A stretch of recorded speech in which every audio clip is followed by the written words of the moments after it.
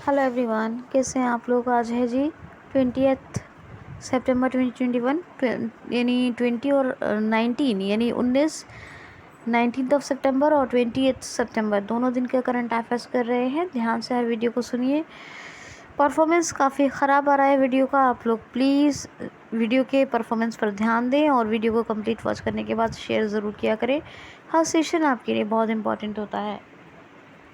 नए लोग जो हमें सुनते हैं वो क्यूसीएल को सब्सक्राइब भी ज़रूर कर लें।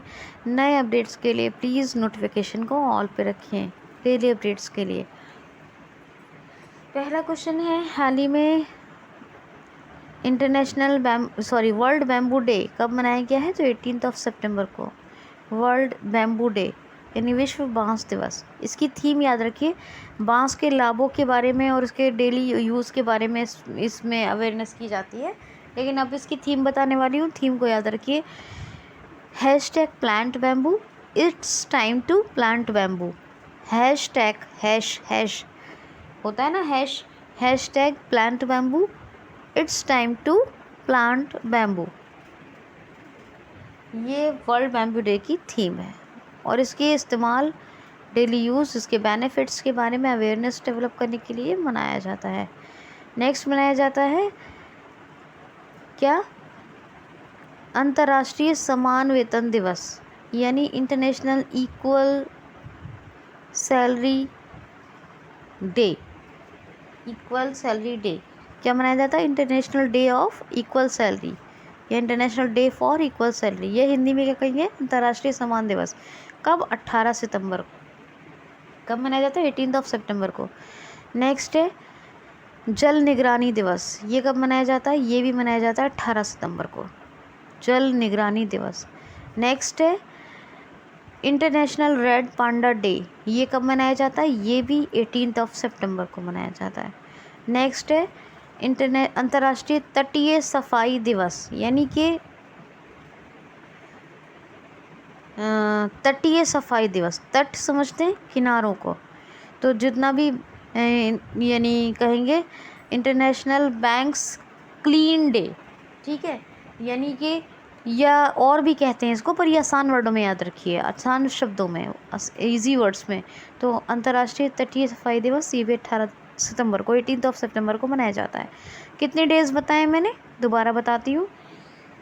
वर्ल्ड बैम्बू डे 18 सितंबर, इंटरनेशनल रेड पांडा डे 18 सितंबर, अंतर्राष्ट्रीय तटीय सफाई दिवस 18 सितंबर, जल निगरानी दिवस 18 सितंबर और समान वेतन दिवस 18 सितंबर। तो ये 5 डेज़ मनाए जाते हैं 18 सितंबर को। और आपको बताया था एक मैंने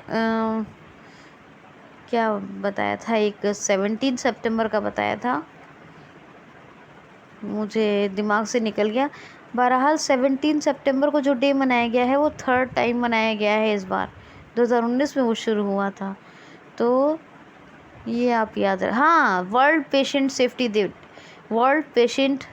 डे, विश्व रोगी सुरक्षा दिवस, ये 17 सितंबर को मनाया गया था और ये इस बार तीसरी बार मनाया गया था। 2019 में उसकी शुरुआत हुई थी। वर्ल्ड पेशेंट सेफ्टी डे 17 सितंबर बताया था आपको, ये 3rd टाइम मनाया गया था, ठीक है।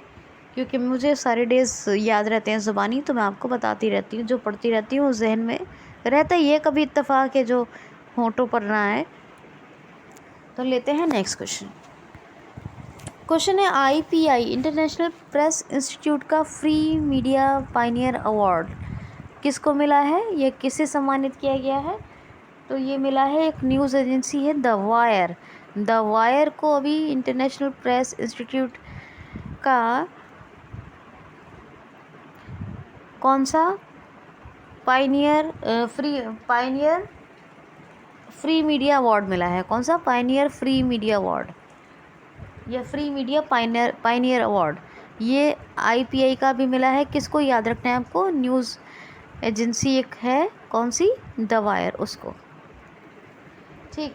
नेक्स्ट क्वेश्चन है, हाल ही में यूनाइटेड नेशन के सतत विकास के मुद्दों का एडवोकेट किसको बनाया गया है? तो कैलाश सत्यार्थी को। सतत विकास, इंक्लूसिव डेवलपमेंट के रिलेटेड जितने भी इशूज़ हैं उनके लिए जो एडवोकेट बनाया है यूनाइटेड नेशन के अंदर, सतत विकास के मुद्दों को सतत विकास कहते हैं, सतत विकास के मुद्दों को। तो किसको बनाया गया? कैलाश सत्यार्थी जी को, याद रखना। नेक्स्ट क्वेश्चन है, हाल ही में कुमार समुदायों के लिए, कुमार समुदाय के लिए अभी स्पिन योजना कहाँ शुरू हुई है? तो कुमार समुदाय के लिए स्पिन योजना शुरू हुई है वाराणसी में, और ये KVIC khadi village and industries commission ने शुरू किया है। KVIC, ठीक है, KVIC khadi village industries commission ने शुरू की है ये कौन सी? स्पिन योजना, कुमार समुदाय के लिए वाराणसी में। वैसे सेवा दिवस के रूप में भी मनाते हैं प्रधानमंत्री श्री नरेंद्र मोदी जी 17 सितंबर को, क्योंकि उनका जन्मदिन 17 सितंबर को, और वाराणसी से ही वो, आपको पता है कि उनकी जो कॉन्स्टिट्यूंसी है वो वाराणसी ही है, तो प्रधानमंत्री जी की तो ये बात है। और वाराणसी में 17 सितंबर को ये कुमार समुदाय के लिए KVIC ने स्पिन योजना शुरू की है। अब spin, strengthening potential in India, strengthening potential India, बस इतना याद रखिए, स्ट्रेंथनिंग पोटेंशियल इंडिया, ये स्पिन योजना है, ठीक है, तो ये आप याद रखेंगे। क्वेश्चन है, हाल ही में गूगल क्लाउड के साथ इनोवेशन स्पेस किसने मिलकर लॉन्च किया है? तो विप्रो ने अभी गूगल क्लाउड के साथ इनोवेशन स्पेस लॉन्च किया है। क्यों? ताकि क्लाउड सर्विसेज में तेज़ी लाई जा सके, उसको फास्ट बनाया जा सके। तो क्लाउड सेवाओं को बहुत फास्ट बनाने के लिए ये इनोवेशन स्पेस विप्रो ने लॉन्च किया है गूगल क्लाउड के साथ मिलकर। विप्रो हेडक्वार्टर बेंगलुरु में है, और हाँ अच्छा बाहर से आवाज़ आ रही है, मैंने कहा क्या हो गया, तो बेंगलुरु में हेडक्वार्टर है, और थिएरी डेला पोर्टे ये इसके CEO हैं। कौन है? थिएरी डेला पोर्टे ये इसके CEO हैं। अच्छा, आप लोगों के यहाँ भी होता होगा, लोग रिक्शा में, और हाँ रिक्शा में ही माइक वाइक लगाकर बैगिंग करते हैं या फिर सामान बेचते हैं, ऑटो में माइक लगा के।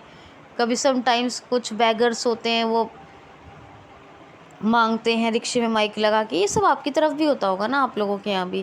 खैर, नेक्स्ट क्वेश्चन है, हाल ही में अभी वेलनेस प्लांट हाइपरेस के नए ब्रांड एम्बेसडर कौन बने हैं? तो विराट कोहली। आपको बताया था एक दिन पहले भी कि विराट कोहली ने T20 की कैप्टनशिप यानी कप्तानी छोड़ने का फैसला किया है। ये जो वर्ल्ड कप होगा T20 वर्ल्ड कप अक्टूबर से मेरे ख्याल से 17 अक्टूबर, हाँ ख्याल से क्यों पढ़ा है मैंने, 17 अक्टूबर से 14 नवंबर तक होगा ये, 17 अक्टूबर से 14 नवंबर तक T20 वर्ल्ड कप। तो इसमें रहेंगे शामिल विराट कोहली जी, और उसके बाद T20 की कैप्टनशिप यानी कप्तानी से संन्यास ले लेंगे, रिटायरमेंट ले लेंगे, ये विराट कोहली ने घोषणा की है। और इनको अभी विराट कोहली ही ब्रांड एम्बेसडर बने हैं किसके? वेलनेस प्लांट हाइप्रेस के। वेलनेस प्लांट है ये हाइप्रेस। आपको याद ये भी रखना है कि टाटा AIA लाइफ इंश्योरेंस के नए ब्रांड एम्बेसडर अभी कौन बने थे? मैंने बताया था आपको, Neeraj Chopra. Tata AIA life insurance का नाम आए तो नीरज चोपड़ा के बारे में बताती रहती हूँ, ठीक है।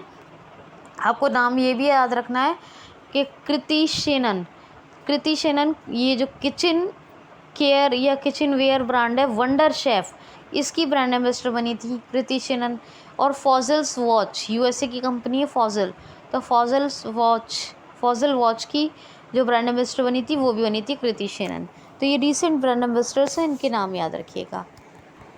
क्वेश्चन है जी, हाल ही में अभी प्रगति नामक एप्लीकेशन लॉन्च करने का निर्णय किसने लिया है? तो LIC ने, life insurance corporation of India एक एप्लीकेशन लॉन्च कर रहा है, इसका नाम है प्रगति। इसकी फुल फॉर्म याद रखिए दोस्तों, इसकी फुल फॉर्म है performance review application growth trade invest, हाँ इन्वेस्टमेंट क्या है, परफॉर्मेंस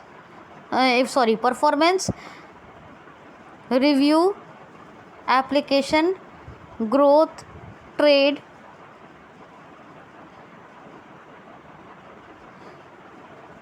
इन्वेस्टमेंट, है ना। तो ये याद रखना। तो performance review, application, growth, trade, investment, ये प्रगति की फुल फॉर्म है। ये LIC ने लॉन्च किया है। नेक्स्ट क्वेश्चन है, हाल ही में ease of doing business report को बंद करने का निर्णय अभी किस बैंक ने लिया है। तो ईज ऑफ डूइंग बिजनेस इस रिपोर्ट को अब बंद कर रहा है वर्ल्ड बैंक ही जारी करता था ease of doing business report को वर्ल्ड बैंक ही जारी करता था। अब इसको बंद करने का निर्णय लिया है। वजह क्या थी? वजह ये थी कि कंट्रीज जो है इनकरेक्ट डेटा देती थी, पहले कुछ और बोलती थी, बाद में कुछ और बोलती थी। जैसे चाइना, तो चाइना ने पहले बताया, फिर उस हिसाब से रिपोर्ट जारी हो गई, फिर चाइना कह रहा है कि ये था, है ना, हमारा डेटा ये है। तो इनकरेक्ट डेटा देती थी कंट्रीज़, अपना जो डेटा देती थी उनका इनकरेक्ट डेटा की वजह से। तो इसने वर्ल्ड बैंक ने क्या किया कि वर्ल्ड बैंक ने इस रिपोर्ट को ही बंद कर दिया, ईज़ ऑफ डूइंग बिजनेस को। अब ease of doing business report को बंद कर दिया है। याद रखना, ease of doing business report, इसको बंद कर दिया है। पहली बार ये 2003 में जारी हुई थी, 2020 में लास्ट आई थी, और अब वर्ल्ड बैंक ने इसको बंद कर दिया। वर्ल्ड बैंक की स्थापना 1944 में हुई। 1944 ना हो तो 1945 आएगा, तब लगाएगा 1945, वरना 1944 याद रखिएगा। वर्ल्ड बैंक के MD एंड CEO कौन है? प्रेसिडेंट कौन है? David Malpass. CFO कौन है? Chief financial officer. तो चीफ फाइनेंशियल ऑफिसर है Anshula Kant. David Malpass president है। और 1944 स्थापना, वॉशिंगटन DC में हेडक्वार्टर। नेक्स्ट क्वेश्चन है, हाल ही में किसने अभी सिहारा खोंग मिर्च और तामई लौंग संतरे को GI टैग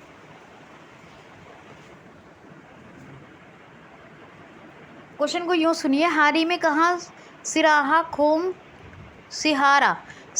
खोंग मिर्च और तामई लौंग संतरे को GI टैग मिला है? हाल ही में कहाँ सिहारा खोंग मिर्च और तामई लौंग संतरे को GI टैग मिला है? तो मणिपुर में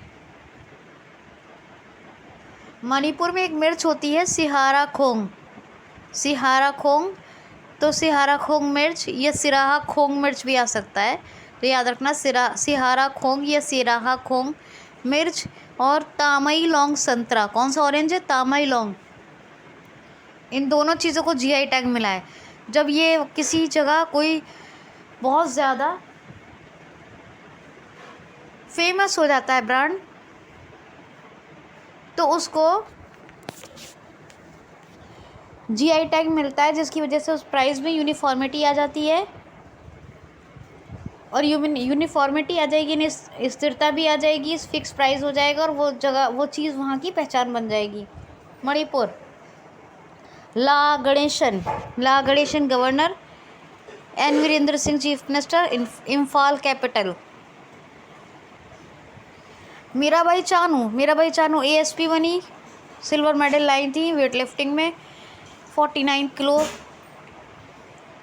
वर्ग में, और ASP बनी। और इसके यहाँ पे 2 महोत्सव मनाए, एक महोत्सव है शेंगाई महोत्सव, और एक त्यौहार मनाया जाता है लाई हरोवा। कौन सा? लाई हरोवा त्यौहार। नोकपॉक्शिकमई, ये इंडियाज़ बेस्ट पुलिस स्टेशन है जो मणिपुर में स्थित है। लोकटक झील और सिरोही नेशनल पार्क, ये दोनों मणिपुर में है। और केबुल लामझाओ, पूरे वर्ल्ड का सबसे यानी फ्लोटिंग तैरता हुआ नेशनल पार्क, ये भी मणिपुर में है। ये भी याद रखिएगा, ठीक है।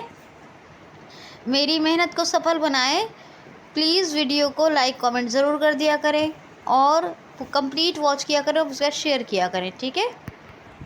क्वेश्चन है, हाल ही में भारत और किस देश के बीच भारत और किस देश के बीच संयुक्त सैन्य अभ्यास सूर्य किरण का 15वां संस्करण आयोजित होगा? तो अपना देश भारत और नेपाल के बीच ये संयुक्त सैन्य अभ्यास यानी डिफेंस एक्सरसाइज है। कौन सी? सूर्य किरण। इसका आयोजन होगा। ये 20 सितंबर से शुरू होगा और उत्तराखंड के पिथौरागढ़ में इसका आयोजन होगा। क्या है आयोजन स्थल?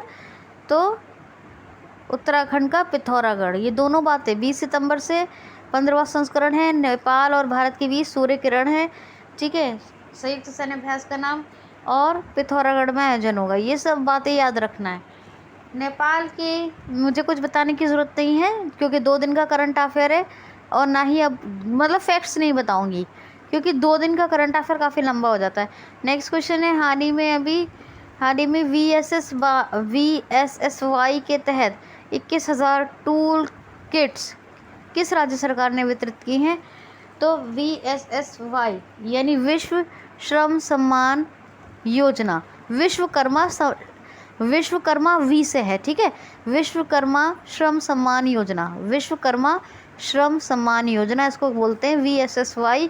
इसके तहत 21,000 टूल किट्स, क्या 21,000 टूल किट क्या होती है? जिसमें जो बताऊंगी भी, टूल किट ये वितरित या डिस्ट्रीब्यूट की जाएंगी। जैसे कि मान लीजिए बढ़ई का काम करने वाले हो गए कारपेंटर, या फिर सुनार हो गए, सुनार होते हैं चीज़ें बनाते हैं सोने चांदी की, लोहार हो गए, है ना, जो भी, या फिर हाँ लोहार सुनार बढ़ई यानी क्या बोलेंगे, गोल्ड स्मिथ कहते हैं सुनार को, और क्या बोलते हैं आयरन स्मिथ लोहार को, कारपेंटर बढ़ई को। इसी तरह के जो बर्तन बनते हैं, पॉटरी बनती है उनके यहाँ, तो उन लोगों को वो जो टूल्स की ज़रूरत होती है हथियारों की, तो वो होती है टूल किट, तो उनको वितरित किया जाएगा। 21,000 ये उत्तर प्रदेश राज्य सरकार वितरित करेगी।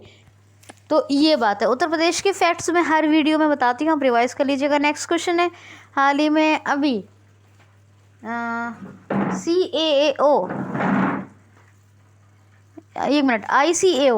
ICAO का नया अध्यक्ष किसको बनाया गया है? तो शेफाली जुनेजा इनको अभी अध्यक्ष बनाया गया है। किसका? ICAO इंटरनेशनल सिविल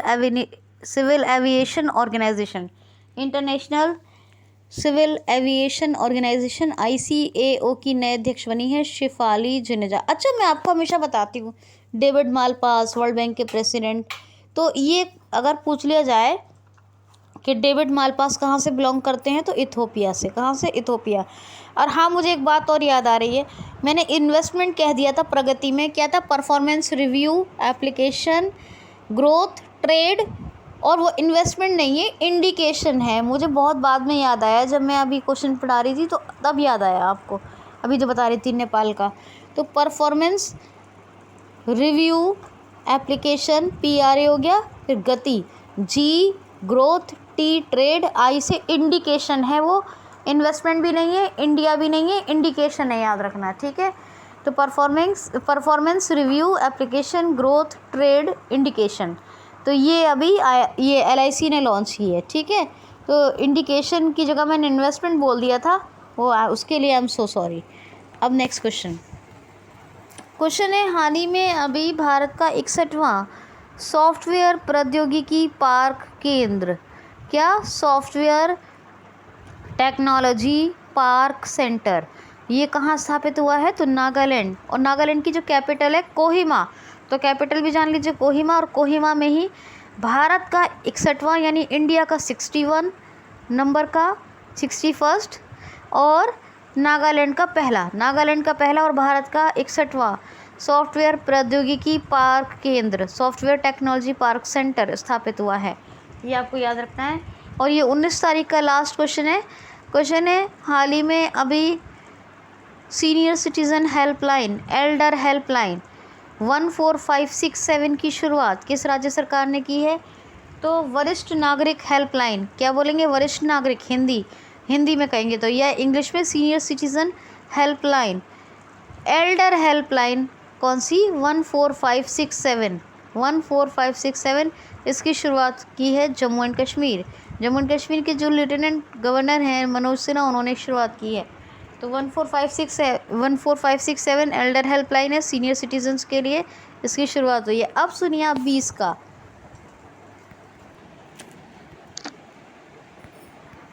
क्वेश्चन है जी। हाल ही में अभी सातोशी नाकामोतो ये बिटकॉइन के संस्थापक हैं, इनकी प्रतिमा का अनावरण कहाँ किया गया है? तो हंगरी की कैपिटल बुडापेस्ट में।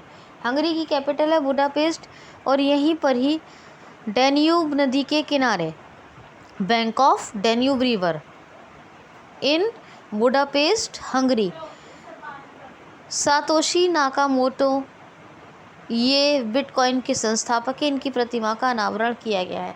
नेक्स्ट क्वेश्चन है बिग बॉस ओटीटी की पहली विनर कौन बनी है? तो दिव्या अग्रवाल। करण जौहर ने इसको डायरेक्ट किया है, किसको? बिग बॉस ओटीटी को, और इसकी पहली विनर बनी है कौन? दिव्या अग्रवाल। कौन बनी है पहली विनर? दिव्या अग्रवाल। अच्छा, बिग बॉस ओटीटी की, लेकिन डायरेक्ट किसने किया है बता दिया। नेक्स्ट क्वेश्चन है हाल ही में के.एस. राव का निधन हो गया। ये कौन थे? के.एस. राव का निधन हो गया। ये एक राइटर थे, बहुत फेमस राइटर थे, और इनका भी निधन हो गया। इतना इंपॉर्टेंट नहीं है, बस ले लिया है क्वेश्चन। के.एस. राव, बस ओबेचुरी बतानी थी इसलिए बता दिया है।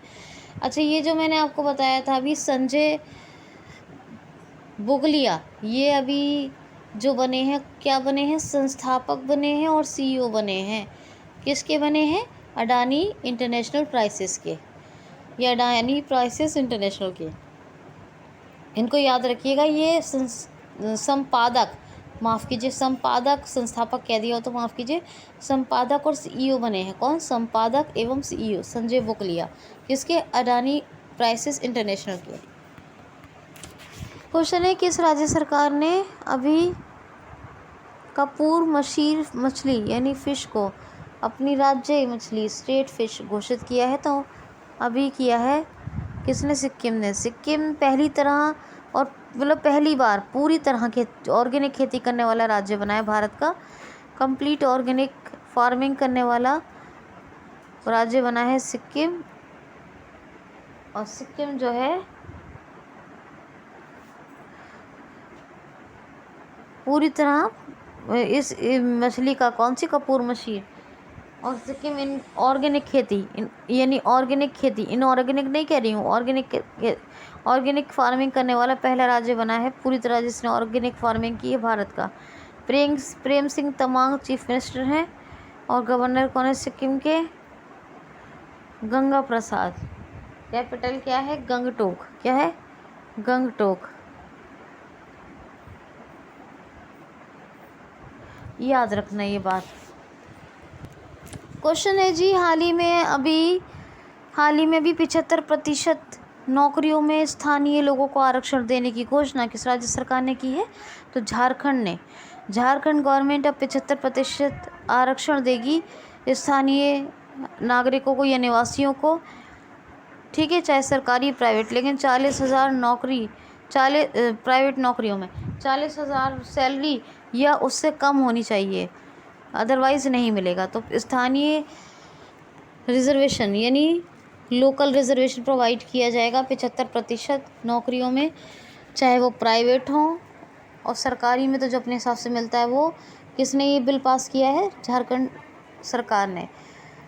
हेमंत सोरेन जो है यहाँ के चीफ मिनिस्टर हैं, लेकिन गवर्नर रमेश वैश हैं, रांची कैपिटल है, ठीक है। बहुत सारी वाइल्ड लाइफ सेंचुरीज़ बताई हैं, नेशनल पार्क बताए हैं, ये आप याद रखिएगा, ठीक है, बिल्कुल भूलना नहीं है आपको। और सारे फैक्ट्स बता चुकी हूँ इसलिए आज रिवाइज नहीं करवाऊंगी। नेक्स्ट क्वेश्चन है नीति आयोग की रिपोर्ट आई है, मुझे चक्कर आने लगे हैं बहुत लंबा सेशन लेते लेते। तो क्वेश्चन है हाल ही में भी नीति आयोग की रिपोर्ट के अनुसार कितनी हेल्दी सिटीज़ 2030 तक डेवलप की जाएंगी? तो 500 हेल्दी सिटीज़, यानी कि ऐसी 500 शहर बनाए जाएंगे, जो शहर हैं टोटल इंडिया में उनमें से 500 ऐसे शहर बनाए जाएंगे जो हेल्दी सिटी होंगी, जो कार्बन उत्सर्जन भी कम होगा, को कम किया जाएगा, और इसको हेल्दी सिटी बनाया जाएगा ताकि एनवायरनमेंट कंट्रोल हो, अच्छा रहे, और पॉल्यूशन पर कंट्रोल रहे। तो ये स्वास्थ्य शहर 500 मतलब 50 शहरों को तो डेवलप करना ही है, और 50 से 500 तक की तादाद हो सकती है। तो 500 हेल्दी सिटीज़ डेवलप करनी है। जो शहर है उन्हें 500 शहरों को बनाना है हेल्दी सिटी इंडिया के अंदर, ऐसी रिपोर्ट आई है नीति आयोग की। अमिताभ कांत CEO हैं और नीति आयोग के जो अध्यक्ष होते हैं वो होते हैं हमारे प्रधानमंत्री जी। उपाध्यक्ष राजीव कुमार है। नीति की फुल फॉर्म क्या है? National institution transforming for India. 2015 में इसकी शुरुआत हुई थी, याद रखना, ठीक है। और ऐसी 75% आरक्षण की घोषणा सबसे पहले जो की थी वो हरियाणा राज्य सरकार ने की थी। 50,000 सैलरी या उससे कम सैलरी वाली नौकरियों की लोकल रिजर्वेशन, और ऐसी एक घोषणा की है झारखंड ने। क्वेश्चन है, हाल ही में किस राज्य सरकार ने छात्रों को ट्रेंड यानी प्रशिक्षित करने के लिए एक म्यूज़िक बस शुरू की है? तो म्यूज़िक बस ये दिल्ली सरकार ने। ऑडियो ग्राफिक डिज़ाइनिंग है ना, और वगैरह वगैरह जो भी बॉलीवुड से रिलेटेड या फिल्म्स से रिलेटेड काम है उनके लिए ट्रेन करने के लिए दिल्ली राज्य सरकार ने एक म्यूज़िक बस शुरू की है। और ये छात्रों को प्रशिक्षण देने के लिए म्यूज़िक बस शुरू करने वाला पहला राज्य बना है इंडिया का दिल्ली। ये पहली बार हुआ है। नेक्स्ट क्वेश्चन है, हाल ही में अभी नीति आयोग ने 112 ज़िलों में मुफ्त शिक्षण देने के लिए 112 ज़िलों में मुफ्त शिक्षण देने के लिए यानी मुफ्त शिक्षा प्रदान करने के लिए किसके साथ समझौता किया है? तो वाइजू के साथ। नीति आयोग ने एक प्रोग्राम बनाया है जो 112 ज़िले भारत के चयनित किए जाएंगे जहां मुफ्त यानी फ्री एजुकेशन का काम होगा और फ्री ऑफ कॉस्ट एजुकेशन, और इसके लिए वाइजू के साथ समझौता किया है। वाइजू के जो हेड हैं रविंद्रन क्या है? वाइजू